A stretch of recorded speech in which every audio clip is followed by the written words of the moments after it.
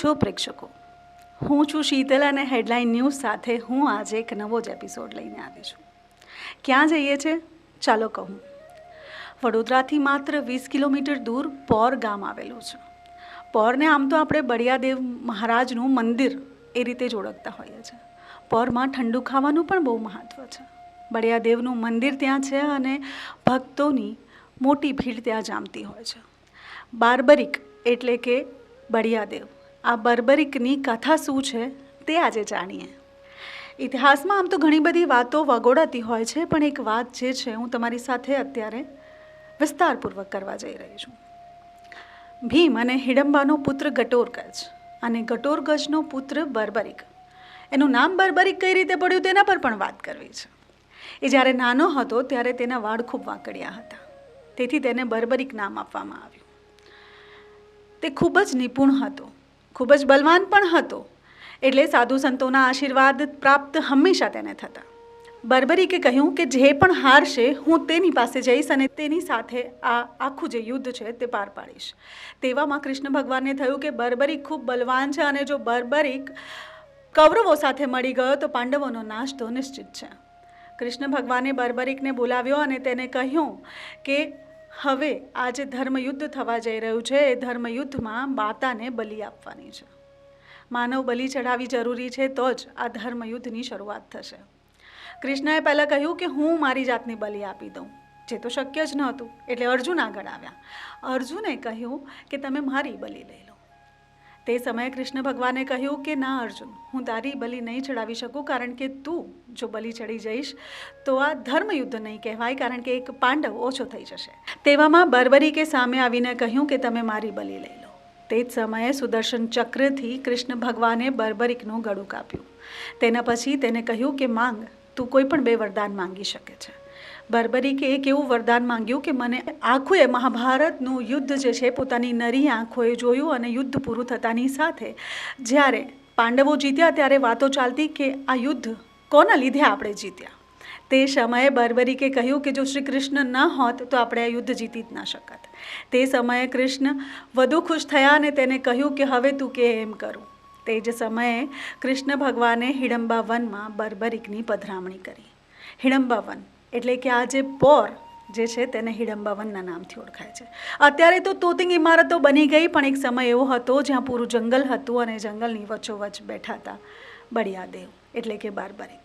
રહેતા રહેતા માતા શીતળાના ખોળામાં આરામ કરતા બળિયાદેવ એટલા પ્રખ્યાત થઈ ગયા કે દરેકના દુઃખ દૂર કરવા લાગ્યા. અને હવે મોટી સંખ્યામાં ભક્તો ત્યાં જાય છે, ઠંડુ ખાય છે, જાત જાતની બાધા રાખે છે.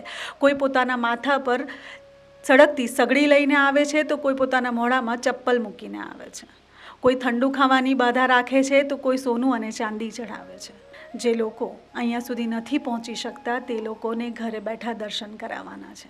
તો અત્રે વાત કરવી છે પોર મંદિરના એક એવા પૂજારી સાથે જેઓ ઘણા વર્ષોથી, આમ કહેવા જઈએ તો તેઓ પેઢી દર પેઢીથી બાપજીની સેવામાં છે અને હંમેશા તેમને બાપજીની સેવાનું સૌભાગ્ય પ્રાપ્ત થયું છે. તો સુનિલભાઈ આપણી સાથે છે.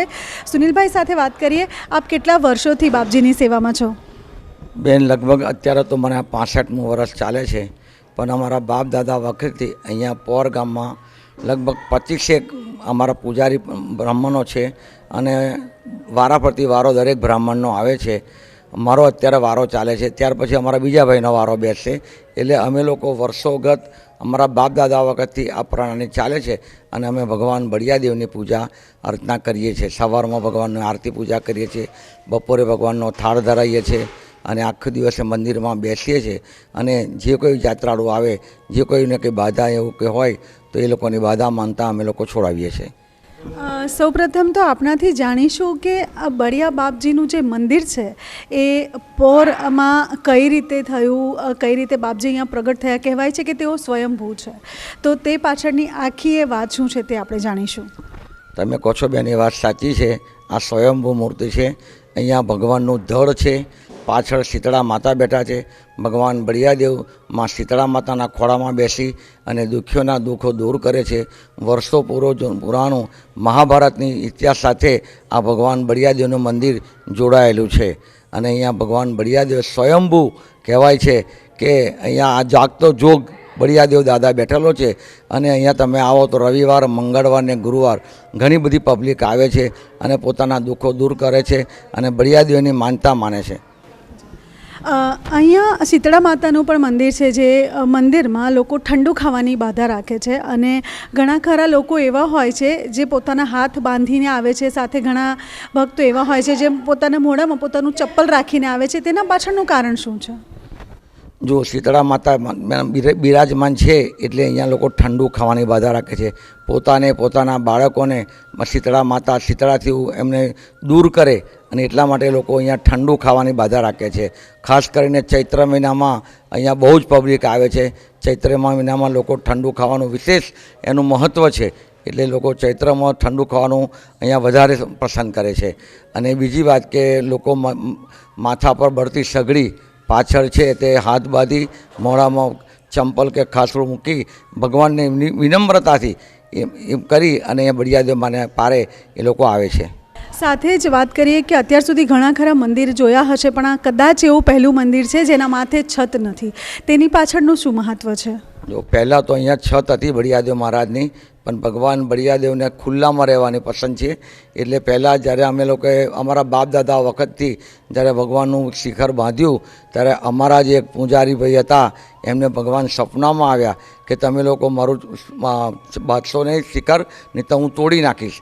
એટલે પછી તે દિવસથી ભગવાનને ઉપર શિખર રાખ્યું નથી અને ભગવાન અત્યારે ખુલ્લામાં બેસી તાપ હોય, તડકો હોય, ગરમી હોય કે વરસાદ હોય, ભગવાન બળિયાદેવ આમ ખુલ્લામાં બેસી અને દુઃખીઓના દુઃખ દૂર કરે છે.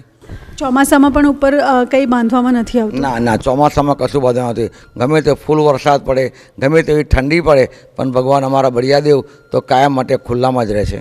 તો ભક્તો આપે જોયું કે કઈ રીતે બળિયાદેવ જે છે તે ભક્તોના દુઃખ હરવા માટે અહીંયા બેઠા છે અને અહીંયા ભક્તોની લાંબી કતાર જોવા મળતી હોય છે. જેમ સુનિલ મહારાજે કહ્યું કે અઠવાડિયામાં 3 દિવસ એવા હોય છે જે અહીંયા આગળ હજારો ભક્તો આવતા હોય છે અને સાથે ચૈત્ર મહિનામાં આ મંદિરનો મહિમા કંઈક અલગ હોય છે.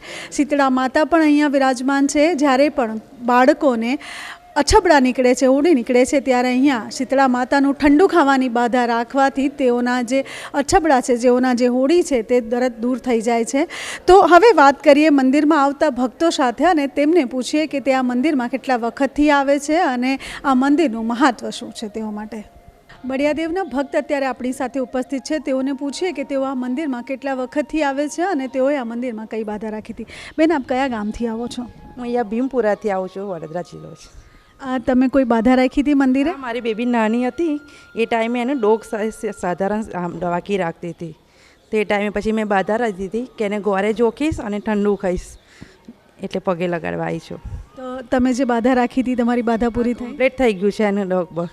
જે ભક્તો આપણને જોઈ રહ્યા છે અહીંયા અમારા ટીવીના માધ્યમથી, તે બધા ભક્તોને શું કહેવા માંગશો? બસ શ્રદ્ધા રાખો, શ્રદ્ધા રાખો. બળિયાદેવ આપણું બધું જ મનોકામના પૂરી કરે છે. આપની જે નાની બાળ છે તે પણ હંમેશા આમ ફૂલની જેમ હસતી રહે તેવી જ અમારી આશા. ખૂબ ખૂબ આભાર. તો જોયું કઈ રીતે ભક્ત અહીંયા આવે છે અને અહીંયા બળિયાદેવ જે છે તેઓની બાધા રાખે છે અને તેઓના બધા દુઃખ જે છે બળિયાદેવ દૂર કરે છે. બળિયાદેવના મંદિરે એવા પણ ઘણા ભક્તો આવે છે જે પોતાના માથા ઉપર સગડી સળગતી લઈને આવે છે. તેઓ માનતા રાખે છે, તેઓની માનતા પૂરી થાય એટલે માથા પર સગડી લઈને આવે છે. આજે એવા જ એક પરિવાર સાથે વાત કરવી છે જેઓ અહીંયા માથા પર સગડી લઈને બાપજીની જે છે તે બાધા પૂરી કરવા માટે આવે છે. આપ કયા ગામથી આવ્યા છો? અમે શહેરા તાલુકો ખોડિયાર ગામના છીએ, પંચમહાલ. આપ અહીંયા માથા પર સગડી લઈને આવ્યા, તેની પાછળનું કારણ શું છે?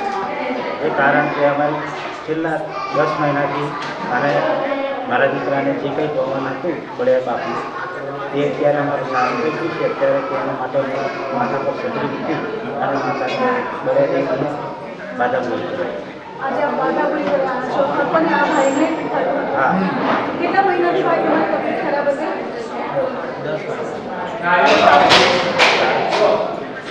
બોલાવો તો નજીક બોલાય નહીં તો આપણે જોયું કે ભક્તગણો અહીંયા અલગ અલગ રીતે પોતાની માનતા રાખે છે અને પોતાની યથાશક્તિ ઈચ્છા પ્રમાણે જે બાપજીની બાધા છે તે પૂરી કરે છે. આ પરિવાર ખૂબ દૂરથી આવ્યું છે, પંચમહાલ જિલ્લાથી સીધું અહીંયા આવ્યું છે અને તેઓની જે બાધા હતી તે આજે તેઓ પૂરી કરવા માટે આવ્યા છે. આશા છે કે બળિયાદેવના મંદિરે જે પણ ભક્તો આવે બાપજી તેઓની બધા જ દુઃખ દૂર કરે. બળિયાદેવના મંદિરે જે પણ ભક્તો આવે છે તે અચૂક અને અચૂક શ્રી રંગ અવધૂત મહારાજની પાદુકાના પણ દર્શન કરે છે.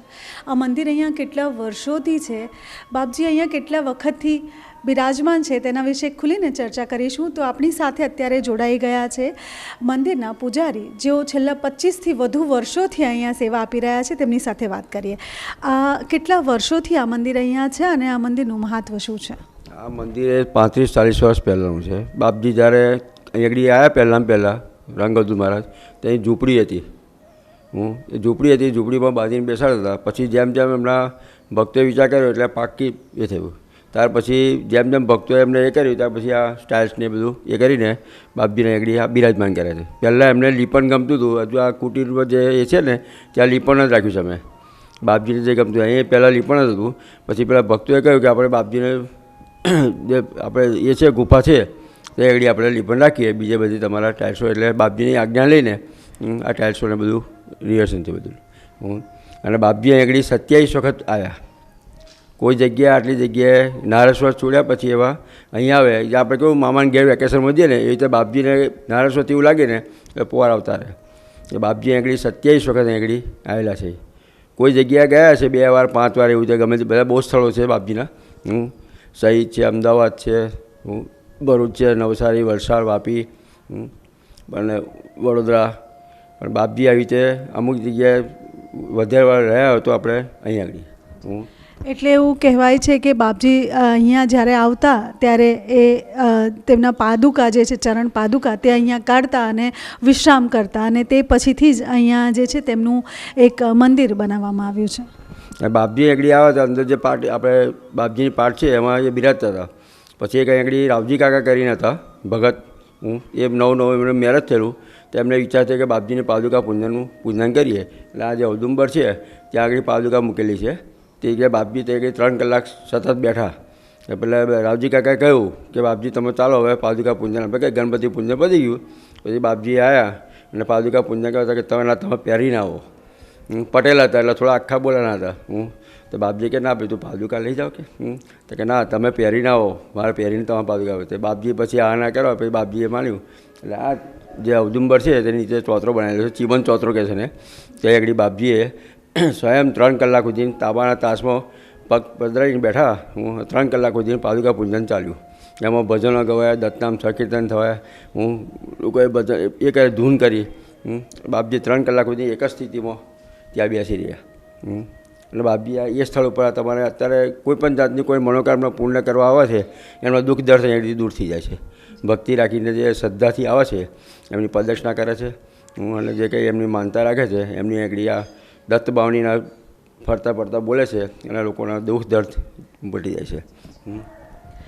તો ભક્તો જોયું આપણે કે પર જે છે તે ખાલી બળિયાદેવ બાપજીના નામથી જ પ્રખ્યાત નથી, પણ અહીંયા રંગ અવધૂત મહારાજ જે છે તેઓ પણ આવતા હતા. અને એમ કહેવાય છે કે તેઓ 27 વખત અહીંયા આવ્યા હતા અને તેના પછી તેઓની પાદુકા જે છે, ચરણ પાદુકા અહીંયા છે અને ભક્તો સાથે સાથે અહીંયા પણ દર્શન કરે છે અને આશીર્વાદ પામીને જાય છે.